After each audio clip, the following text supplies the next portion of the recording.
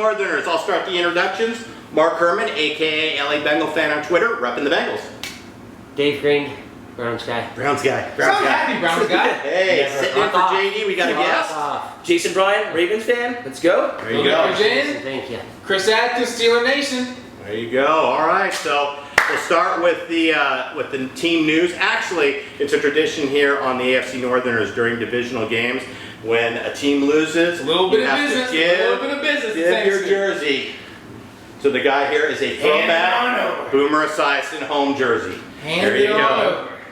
Still got the Who Day colors going. All right, so we'll go with some Bengal news here. Eifert returned to practice today on a limited basis, and Bengals claimed Kavari Russell. He was a third-round pick. This is a weird one. He's a corner. He's a third-round pick by the Chiefs in this year's draft. They just cut him this week. So we snapped him up for some DV depth. It's just unusual to have a team cut a first-year third-rounder, into the Has to be something going on with I don't know. We'll take him up, so that's it. Bengal recap, we knew it was going to be a tough game in Pittsburgh, and it was, and we didn't get out of there with a W.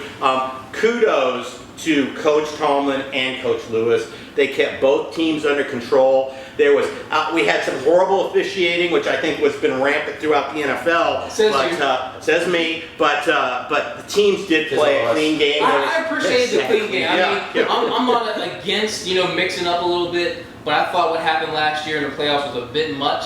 I think this was a much more respectful game. Athletes truly respecting each other on both sides of the ball. Yeah, there's been and the anger and the hatred I think go back to the Carson Palmer in 2006 in the playoff game when they rolled his knee. So it's been a chippy rivalry, but kudos to Coach Lewis and Tomlin for keeping the game under control. It was a tough game to watch. I mean, personally, I felt as a Bengal fan, the game was not officiated fairly. I mean, there was tons of holding calls, not one flag. I mean, we have a stout, aggressive defensive line. We blitz. I could show you tons of still photos throughout it. You can look on my Twitter feed. There's a ton of them. But not one flag. Not one flag. It was just unbelievable. We had, Pouncey rocking back in his stance. We get called for offsides. Obviously, the blown call by Boyd. Tyler Boyd's knee was down. I just don't see how you should have been called down on the play. I don't see how that doesn't get reversed on review. I was able to grab stills from my TV, and I don't have anywhere near the equipment the NFL had. So. Morelli's an idiot. That guy should not be an official. I want him out of the NFL, not just because of this, but because he's a horrible official. He was horrible last year. Even with the bad officiating, the Bengals did not take care of business. I mean, they had their chances. They were in the red zone 3 times. Steelers held them. Steelers had good red zone defense. We settled for 3 field goals. So I mean, even with the bad officiating, we had our chances. Another thing I questioned was the play calling. We had passes to our backs. We had a Jeremy Hill got his longest play of the year. Granted, it's only 2 games, but it's his longest play was on a pass out of the backfield. You had the Gio Bernard touchdown was a pass out of the backfield. We had both of those plays. That was available. I don't know why we didn't go to it. The first down running really drove me nuts. So, and the game, like I said, ended on what I thought was just a horrible call by the officials and a horrible non-reversal. So, only good thing I can say is aside from the teams playing great, was that we had no significant injuries on either side. Either side. So that was a concern for me, that we would get out of there. And in the beginning of the season, I talked about the tough road schedule. We're on the road for 4 of 6. They're all playoff caliber teams. 1-1, I would have been happy with getting home. That's what we're getting home with. Would have liked 2-0, but I can live with 1-1. So let's go over to Chris. We're going to go out of order this time because Chris and I played. So we'll give you Chris's recap of the game and Steeler news. What do you got on Steeler news? Well, thank you, Marc. There you go. Thank you very much. So we took this one 24-16 in Pittsburgh from the Bengals. Like Marc said, most important thing here, no significant injuries on the other side of the ball. Very sloppy game. He feels it was very poorly officiated. The one thing I'll disagree with, I would not have called that fumble a fumble, but by the same token, I could not have overturned that call. I didn't see anything in the reviews that said that ball was secure at the time his knee touched down. So again, I would have never called it a fumble in the first place, but That's what I think. My favorite play of the game, you kind of mentioned it, Hill's run out or pass out of the backfield. Right. The reason that's my favorite play, you watch that replay, Javon Hargrave hustled. Our nose tackle hustled and caught him from behind on that play. I didn't even notice that he made the tackle. Yes. The nose tackle made the tackle. Nose tackle on that chased downfield, down then their he running hustled. back. Yeah.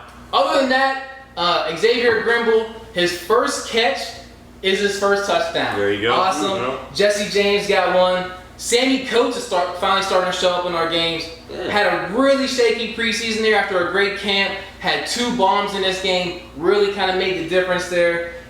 Artie Burns still needs a little bit of work. Yeah, they picked on him. But AJ Green, 2 receptions, 40 yards. I'll take that any day. Yeah, I will thought they take should that have tried any to get AJ more involved. They didn't do that. Once again, I question our play calling. That's on us. Well, So the Bengals also held Antonio Brown in check that game. They Yeah, really shut down the main stars. I kind of and then figured let everyone else. the teams were going to try to say, hey, somebody else beat us. And they did. Yeah. So But yeah, Bensel had a couple touchdowns. Another thing, just 1 sack for the Steelers so far this year. So Federico Miranda, his question last week was, how do I feel about going to a 4-3 to get a little bit more pressure out there on these quarterbacks? Maybe the answer is not the pressure. Maybe the answer is drop some more people back. We're not blitzing, and it's working for us. We didn't get any sacks against the Bengals, but we came out with the win. I'll take it. Couple other stats for you. So far, the Steelers are scoring 31 points a game. That is not too shabby. Like I said, only 1 sack so far. I would never thought I'd say this. We have twice as many interceptions as sacks. wow, that is because the secondary was a weaker part of your defense. Yeah, I mean, it's only 2. But you only had, but bear in mind, you only have 1 sack. Yeah, So, and yeah. I'll end on this really Good quick. average. 1 per game. Round Shoe T2. Spoke to him earlier today. Yeah. If you don't follow us on YouTube, you're missing Probably one of the better really parts of the good show. Conversation. The best shit I like. So there was a gentleman's agreement between these 2, Yeah. Round Shoe T2 and Ehigh Bart from the Steelers, Yeah. on a shot glass to the winner of this game. I spoke to Brown Shoe. He said it is on its way. Ehigh Bart said it should be there in the next couple of days. Excellent. Yeah, I I think that's like awesome. Very So, cool. So all what right. happened in Let's hear about the Browns Ravens. Steve? Horrible. Actually, no, you know what? It wasn't horrible. I thought the first half we fucking rocked some fucking candied ass. It was horrible. Yeah. It was a tale of 2 halves. We threw up and down on them with the Coleman touchdown. Freaking Crowell, like I said last week, the Crow was going to fly for over 100. The Crow did fly for over 100. Here's a beautiful picture of his 85-yarder, untouched up the middle, and then freaking the 2 safeties whiff and wail at him. Beautiful run. The downside to all that shit is the second half happened and the play calling reversed. Instead of running the ball, we went strictly to the fucking air. When you go to the air like that, when you're nursing a lead, that's a rest. Yeah, it gave us more time to come waited back. until you Yeah. got the lead to start passing. No, we passed right out the chute. We were Yeah. throwing the ball. But they they abandoned the never run. started running. And they abandoned the run of the second half. Because I was watching our game and I'm like, how the fuck do you guys go up 20 and then lose 25-20? That's easy. We had this extra point blocked right there. Thank you, Yep. number 90, for really getting that fucker blown up. Lawrence got a special teams player of the week for that block. Did he? Yeah, Lawrence got a special teams player of the week. Here's to him. And then we missed, I want to say it was like a 45-yard field goal. Otherwise, it would have Yeah, been tied we up at missed 25-25. The McCown pick at the end, that pick wasn't necessary if the kicker was hitting the kicks. Fucking, we're winning at that point. Or no, it's actually just a 1-point game. We're down. We come down. We don't need the prior bullshit. At the end of it, we kick the fucking field goal and we walk off our home field 1-1. Just the way that Could shit have been, happens. Could have been, should have been. They got us by hook or crook, whatever you want to call it. It was poor play calling at the end. The officiating wasn't really all that great. What can you do? We took another one. Yep. Well, the Browns will be Browns. Well, and you should give him your jersey. Hey, you didn't ask for my damn jersey. I'm a sub. You know what? But you know what? Hey, let's do this right. This is the second time Jason has filled in on a Browns-Ravens game. The last time was points turned over for them to get the win. Both times a block kick for points. Yes, that's the what's factor incredible. that changed the game. Yes. And so So- he gets the Tim Couch jersey one more time. One more time. All right, Jason. On the couch, Tim Couch. There you go. Yeah, so real quick, for that, let's start with the game. Yeah.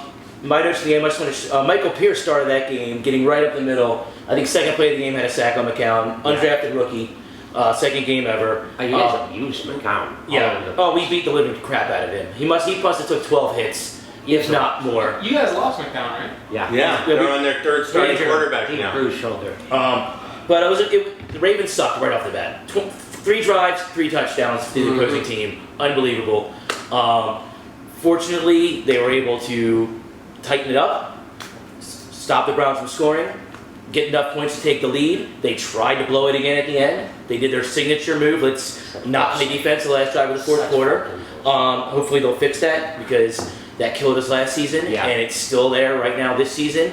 Despite the fact they were kind of playing better. Did something happen to kind of turn the momentum here? I mean, that block kick. The block kick. The block kick. That'll do it. That'll do it. It would have been 21-0. Freaking instead it's 20-0. 22, and then the momentum's gone. It's the same thing as last week. Yeah. So that was Dennis Pitta was pretty much the stud of the game. He had 9 catches for 102 yards. He carried you guys. And he was not afraid to cut inside and make contact. He's zero concerned with his hip. I think some fans, we're kind of still concerned with his hip after seeing him go down with no contact last season or 2 seasons ago. Cleveland. But as the games go, as he takes more and more hits, he's gonna. But he's not worried about it. So I'm not going to overly worry about it. Weddle had his first pick as a Raven. It was huge, and Devin Hester looked great returning kicks yesterday. Sunday. Week 1, not so much. Week 2, he had a big 50-yarder. He had another 14-yard stutter step punt return. I mean, it wasn't much, but it was something from nothing. Right. And it was really good. The Ravens' offensive line stinks. They know the rookie left side is right there, and every team is going to abuse that until I cannot wait to play you guys. until those guys. We all got games left with them. Until they either become veterans real quick by mid-season, or they're just. I mean, they're doing a great job for what they are, but they're just. It's 2 rookies, and opposing teams know how to take advantage of them. Absolutely. And that's really that's it. I mean, we've got to get teams off the field on third down. Yeah. Somehow the Ravens actually have the stat on the season is they've given up the least third down conversions in the NFL so far. Cool. Although they gave up 1 against the Bills and 100 against the Browns. So the stats skewed because just real quick, I know McCown went down on the Browns. McCown went down on the Browns. Yeah. So did you guys have any significant injuries in that game? During the game, no. We lost McCown that game. We lost Nazib that game. Freaking broken. So McCown for the Browns went down? McCown actually played the whole game, but he's injured. He took a beating. Yeah, no, and the overreaction Monday question on NFL Live was, now that we're on our 3rd starting quarterback for the Browns, will they have more starting quarterbacks or more wins this year? So, and the resounding answer was more starting 6 quarterbacks starters, because they're already at 3. 6 wins. We're going to play competitive the rest of the fucking There you go. You pull off 6 wins, I'll buy you a new glass. We'll buy you a beer glass. You're not very Upgrade, come on! You do it for the beer mug, man. Come on. Do it for the beer mug. Come on, right? So, we're gonna go. Let's do some previews. We get our home opener because we were started both games on the road. We're getting the Denver Broncos coming in. It's a tough game. I mean, like I said, our first 6 games are all against playoff caliber teams. So it's a tough game. My biggest concern is the way that the Broncos, if you look at, we got Darian Stewart was just fined again today for another hit on Andrew Luck. He got a fine for hitting Cam Newton. So, my biggest concern is one of these guys coming in and concussing a couple of our players. So, but I think we should win this game. I mean, there's urgency now. We're coming off a loss. We've got to win our home. It's our home opener. And when I looked at the schedule, I kind of, knowing that we were playing 4 on the road, I was really thinking we could have a 4-2 start, and that was losing in Pittsburgh and losing in New England. Yeah, going 4, on our first 6. Oh, the first 6. Yeah, so winning here and winning against Miami, then Dallas, and then we obviously have to play Brady in week 6. So I think that still can happen. I like the Bengals this week. I really think we're going to pressure this guy. We got a rookie quarterback. Listen, he was all hyped on the Super Bowl, game on opening day against Cam Newton. Yeah. And he's at home. And then he was at home against Indianapolis, which is a crap team. So now they're going to face real defense. This rookie quarterback on the road, and they're a little dinged up. DeMarcus Ware's out, so they have some issues. I think Bengals are going to take care of business this week. So my prediction: 2017. That's my prediction. Bengals win. All right. So we covered the Nazib hand injury. We covered the McCown injury. We also lost Shelton he had a knee sprain. And then the big one was the Irvin with the bruised lung. That's a fluke injury. There's nothing we can do about that. Due to those injuries, Greco's now going to move over to center. Bailey's going to play at right guard. Pasteur's going to still stay at right tackle. And we're going to bring the kid Cody Kessler up. Cody Kessler. To make room, because of the injuries, we had to get rid of a couple of guys so we could sign the Charlie Whitehurst and Austin Ryder. We ended up dropping Scooby Wright and John Hughes. So that's pretty much Browns news. You guys dropped Scooby? Had to drop Scooby! Had to make room, man. Miami. We got Miami. It's Miami's home opener. Foster's probably will play. He has a groin injury. He was a DNP yesterday and today. Parker also has a hamstring injury. He was limited in practice. And Pouncey has a hip issue. DNP. This is the key with this shit. Honestly. Miami, they got blown out in the first half. They were down by like 28, whatnot. They flipped it in the second gear in the second half by doing a hurry-up offense, and that got them back into the ball game, and they actually almost made it a competitive ball game. Yeah, but they knocked out Garoppolo too, so that stopped New England's ball possession. Honestly, they have three really good wide receivers. They have the ability to stretch that field, and if they're in that hurry-up, that's going to be dangerous. If they do this, then watch. This right here is what's going to happen. It's going to leave our guys in single coverage, especially on an up-and-out run like this play is showing y'all. That's going to be bad news for our secondary because our secondary is not that strong. The keys to this game, be ready to create and recover turnovers. Miami cannot hold on to the damn ball. Don't get beat one-on-one in coverage, which we just covered. They're going to use design plays to get Tannenhill out on the run, and that's what they're going to do. But we got to stay inside the lanes, make sure we hold that, and then we'll be able to stop that shit right there. For us, we just need to run the fucking football. Miami's D-line is not good at all. I don't care about the names on that line. They couldn't stop, New England's running back? James White. And what's the name? Blunt. They couldn't stop that dude. That dude had freaking, if you go back and watch replays of that game, he got out and started running. He was 20 yards up the field, and the dude hurdled a DB on there. It was just really bad. Isn't Sue down there? Yeah, but he's garbage. Like, Mario Williams has been fighting a concussion, so they're dinged up on the line. Big time.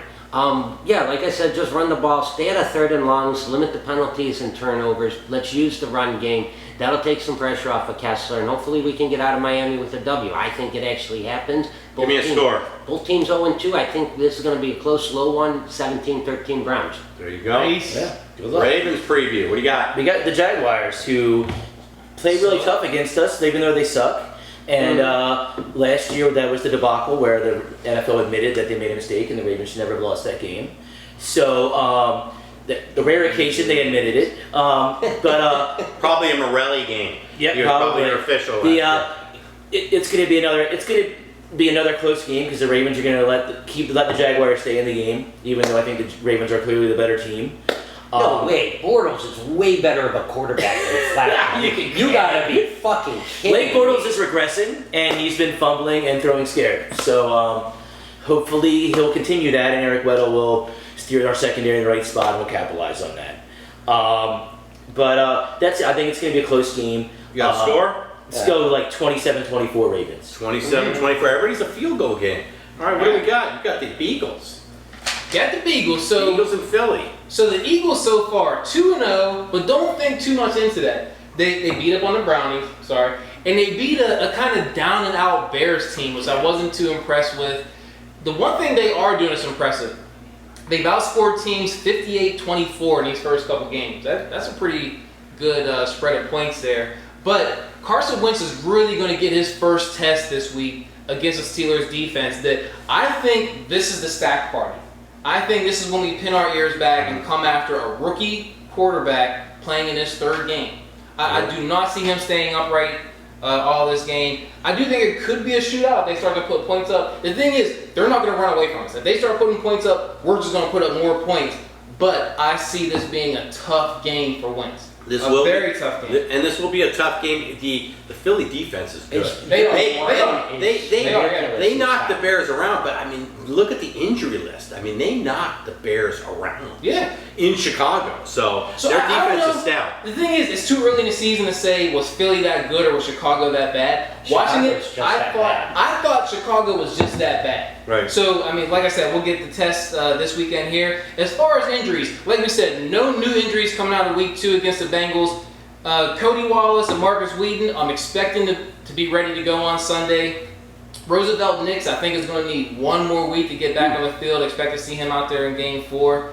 But as far as this game, I see the Steelers taking it 35-13. I really think that we're just going to beat the hell out of a rookie quarterback. Rookie quarterbacks just do not do that well against the Steelers. We are going to the link for this game rather than having it in Pittsburgh, so that's the one feather they have in their cap. But other than that, I think that's it. So, guys, this week, one thing I want to... You got a score? Oh, yeah, I said 35-13. Oh, okay, there you go. 35-13. Yes, and they were going to beat that Points. Yeah. Points. So, guys, a question I have for you this week. Now that we're a couple weeks into our fantasy football season, I'm 2-0. I'm 1-1. 1-1. Yeah, I'm narrow loss to Brown Tube Tissue, which is the perfect storm. I know we exchanged a couple comments on YouTube, but man, tough game. I finished 3rd both weeks, and I'm 1-1. So tell me this: who on you guys' teams is a good sleeper in a lot of leagues? Our league's deep as hell with 16 teams, so everyone got drafted. But who's a good sleeper or waiver wire pick from each one of your teams? For guys that are in different leagues that are playing? Yeah, it doesn't have to be our league. For us, I'm still going to go with Tyler Boyd, and I'm going to go with Brandon LaFell. If you look at the ball distribution between the two guys, it's pretty even. And I really think we're going to be passing the ball more. We haven't been effective running. That's one of the things we have to get on track against Denver, although it's a tough defense to run on. But I really would say if you're in a league where Tyler Boyd's available or Brandon LaFell's available, those are 2 good ads for you. I'll say this: if anything happens to LaFell or Green, Boyd's stock skyrockets. Oh, yeah, absolutely. Absolutely skyrockets. So he had, in the game this last week, he had a couple good catches prior to that. So, and shouldn't have had the fumble. So, go ahead, what do you got? I'm going to say Hawkins. Yeah, with the Coleman injury, we're not getting Gordon back for a couple of weeks. We've got to have somebody on the other side of Pryor. That's going to be Hawkins. I'm going to say Hawkins can even make a case for Higgins. Okay. I'm going to go with Pitta. He's available in a lot of leagues. 9 catches, 102 yards. Joe Flacco's favorite target from 3 years ago, whenever he was healthy. He's making a comeback. So low profile, but he number 1 waiver wire ad I saw today on TV was tight end was Pitta. So make your move quick because he may not be there. Yeah, he may already be gone. Okay. All right, 2 guys for me. Eli Rogers, the second-year guy. He had the touchdown in his first game there. He's essentially a rookie because he broke his foot last year in training camp, I want to say. But I just see him really developing and putting up points. And again, if anything happens to any of our first 3 receivers, he's going to be the guy. The other one's going to be Jesse James. He's the receiving hand of the 3-headed monster that we have at tight end. So between James, Johnson, Grimble, he's really the one you're going to see making the most receiving yards and touchdowns. So if Jesse James or Eli Rogers are available in your leagues, you might want to think about that. There you go. All right, no mailbag this week. We're running late, but what we're going to do is let you tell them how they can contact us on all the different social media. I'll tell you how you can contact us, and I will shout out some of our favorite commenters. Yeah, shout out some of our commenters, too. If you're looking for us, you can find us. Oh, yeah. We're everywhere. At AFC Northerners at gmail.com. That's right there. Right here. AFC Northerners on Twitter, AFC Northerners on YouTube, AFC Northerners on Reddit. AFC Northerners. Check us out on our own individual shit, too. Yeah. All the same sites. There you go. So a few commenters we want to shout out. Just the new ones. Yep. Audio Blinker, Trent Ortiz. Thank you. Jackie Barrapat 101, Austin Carr, who I beat up in the first week on fantasy. Thank you for starting those 2 guys that didn't play. Jalen Long. Oh my God. Al Mac 2, and probably one of my favorite new commenters, Federico Miranda. We had his mailbag last week. That's right. Had his opinion on how the Bengals would feel about this game. I loved it. That's what I got. There you go. All right, well, sit off, man. We'll be back with you next week, and we will sign off as we always do with Fuck the Patriots. Bye, everybody. See you next week.